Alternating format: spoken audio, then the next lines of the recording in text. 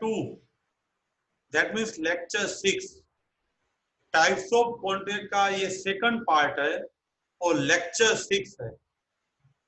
On the basis of validity हमने valid contract, void contract agreement, voidable contract and executed contract, ये हमने lecture 5 में learn किया हुआ है।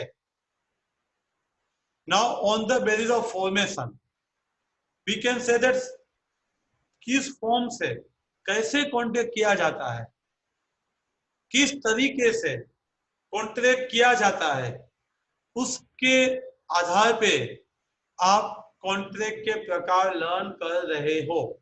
सबसे पहले एक्सप्रेस कॉन्ट्रैक्ट, स्पष्ट स्वरूप से आप रजू कर रहे हो।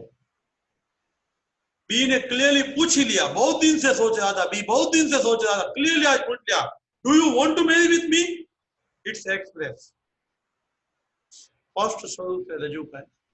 You are using the words either written or oral, आप लिख के और बोल के जो ऑफर करते हो उसको हम एक्सप्रेस ऑफर करते हैं, using the words either spoken और return.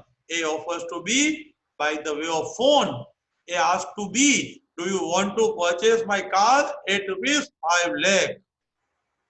At that time, it is an express contract. Words are used express.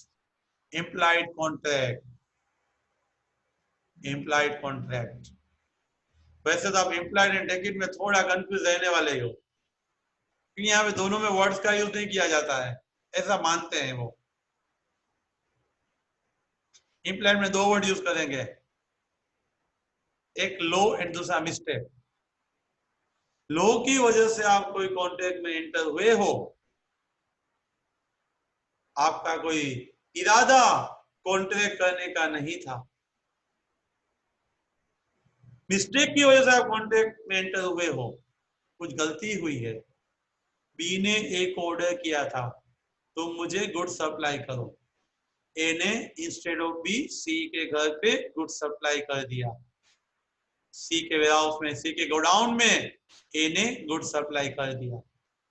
सी के पास दो ऑप्शन है, either pay the money or return the goods. Implied contract otherwise than words. Implied contract में words नहीं use किए जाते हैं। Due to law we enter into a contract. आप बस में बैठ गए, अहमदाबाद पहुंच गए तो टिकट पे करनी ही पड़ेगी, लो ने बोला है। यू नेवर इंटेंडेड, आप तो सी बहुत ठंडी थी ना, कूलिंग की वजह से आप अंदर जाके बैठे थे, सवेरे 5 बजे आपको नींद आ गई, आप 11 बजे उठे तो अहमदाबाद पहुंच गए थे। You must pay the ticket. Implied contract, आप बैठे ना, उसका मतलब ही आपको अहमदाबाद जाना है, क्योंकि बस पे अहमदाबाद का बोर्ड लगा हुआ था।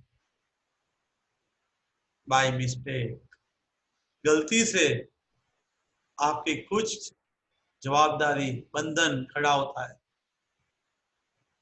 ए को बी ने ऑर्डर दिया था, ए को बी के वेयरहाउस में गोडाउन में गुड्स रखना चाहिए, उसने सी के गोडाउन में रख दिया। सी के पास दो option, either return the goods और pay the money. Due to implied contract, C never intended, C has not given the order but he must पे।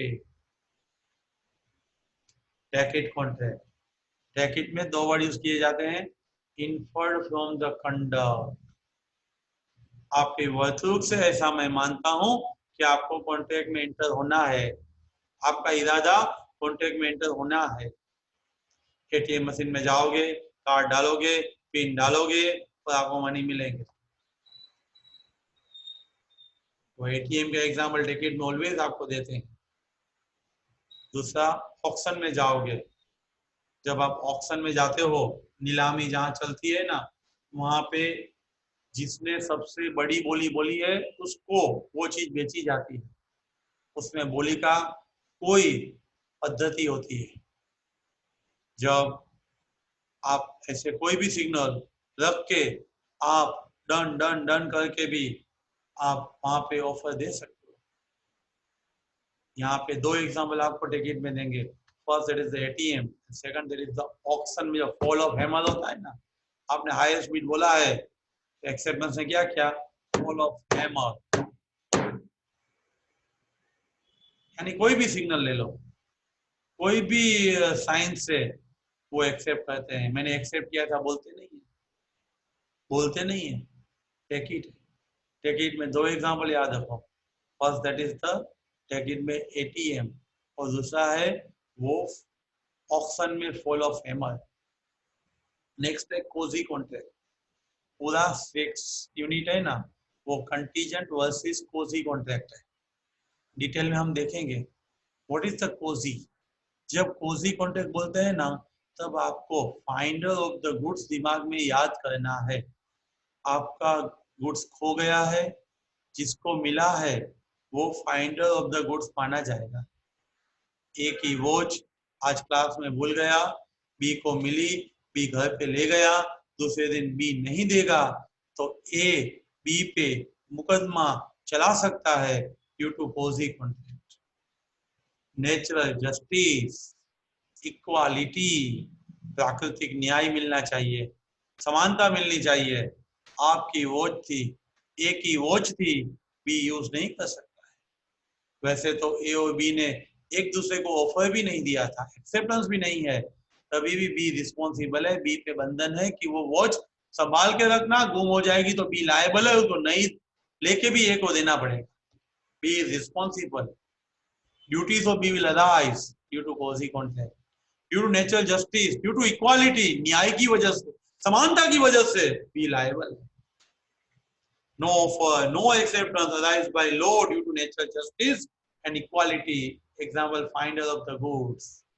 ए का गुड्स गुम हुआ, बी को मिला, दूसरे दिन बी रिटर्न करेगा, और बी से गुम हो जाएगा तो बी ए को मनी पे करेगा। Be responsible after formation based on performance of the contract. हम कॉन्ट्रैक्ट क्यों करते हैं? परफॉर्म करने के लिए। एंगेजमेंट क्यों करते हैं? शादी करने के लिए।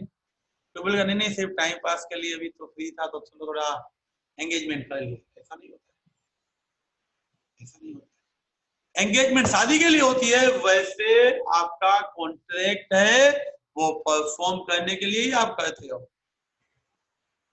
Performance of the contract. सबसे पहले एग्जीक्यूटेड। आपने 12th स्टैंडर्ड की फीस पे कर दी और आपने 12th स्टैंडर्ड का पूरा सिलेबस पढ़ लिया। Executed, both party has perform.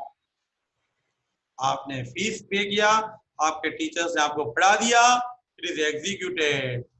एक दूसरे का बदला, कंसिडरेशन मिल गया, एक दूसरे का प्रॉमिस था वो भी परफॉर्म हो गया। Both the party has perform their promises. A supplied the goods B paid the money to A, that is the executed। दूसरा एग्जीक्यूटरी भी होता है, लेकिन एग्जीक्यूटरी एंड बायलैटरल दोनों सेम है। हमने इसीलिए बायलैटरल में उसका उल्लेख किया है। आप सीए फाउंडेशन पढ़ने वाले हो, एग्जीक्यूटरी। फी पे करने वाले हो, एग्जीक्यूटरी। आप सीए का स्टडी का फी फ्यूचर में पे करोगे और पढ़ने वाले भी फ्यूचर में हो तो वो एग्जीक्यूटरी है।